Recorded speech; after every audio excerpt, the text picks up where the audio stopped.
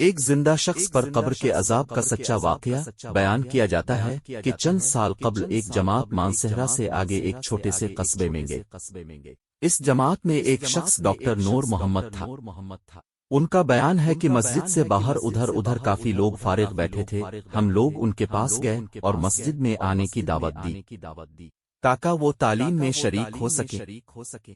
کچھ لوگ ہمارے ساتھ مسجد میں آنے پر تیار ہو گئے۔ ایک صاحب نے کہا کہ میں نماز کے وقت آؤں گا اور نماز کے بعد عذاب قبر کا ایک واقعہ آپ لوگوں کو سناؤں گا۔ چنانچہ ظہر کی نماز کے بعد یہ شخص ہمارے پاس بیٹھ گیا، اپنا تعارف کروایا کہ وہ ریٹائرڈ فوجی نوجوان تھا۔ اس فوجی کا بیان ہے کہ جنگ میں ایک قبر میں اسلحے کا ایک عارضی ذخیرہ یعنی ایک کیمپ لگایا گیا تھا اور کچھ نوجوانوں کے ساتھ اس فوجی کی ڈیوٹی تھی۔ دن کا وقت تھا اور کوئی خاص کام نہیں تھا۔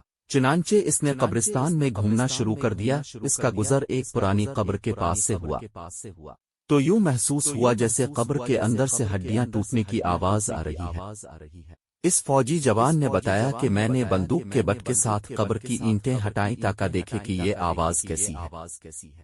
جیسے جیسے میں مٹی ہٹاتا گیا آواز اور تیز ہوتی گئی اور میری دلچسپی اور خوف بھی بہت بڑھتا گیا۔ دن کا وقت تھا، روشنی خوب پھیلی ہوئی تھی۔ کیا دیکھتا ہوں کہ قبر کے اندر انسانی ہڈیوں کا ڈھانچہ پڑا ہوا ہے اور اس پر چوہے کی شکل کا ایک جانور بیٹھا ہوا ہے، اور جب وہ منہ اس ڈھانچے کے اوپر مارتا ہے تو سارا ڈھانچہ اکڑ جاتا ہے اور ہڈیوں کے ٹوٹنے اور چٹکنے کی آواز آتی ہے۔ میرے سامنے اس جانور نے 3 مرتبہ اپنا منہ ہڈی پر مارا۔ مجھے بہت ترس آیا کہ یہ جانور اس کو بہت تکلیف پہنچا رہا ہے۔ چنانچہ رائفل سے جب میں نے اس جانور کو مارنے کا ارادہ کیا تو وہ مٹی میں چھپ گیا۔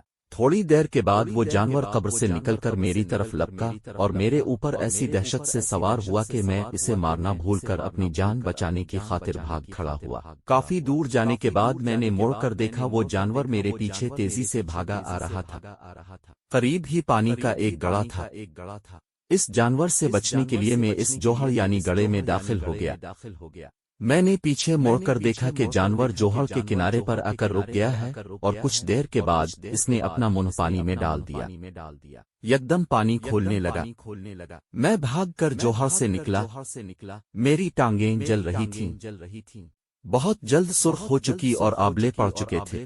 درد کی شدت سے میرا چلنا محال ہو گیا تھا۔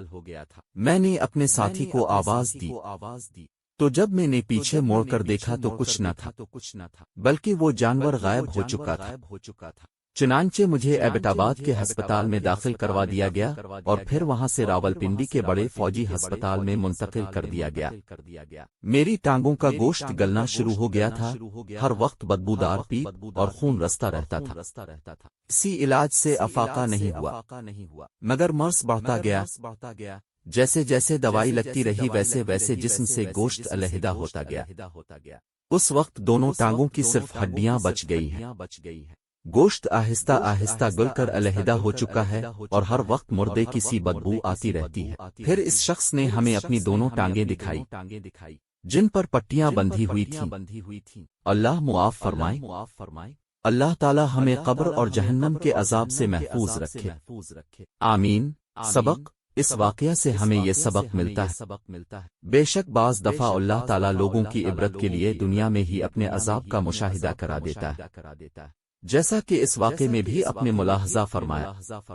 اللہ تعالیٰ ہمیں اعمال صالح کرنے کی توفیق عطا فرمائے، آمین۔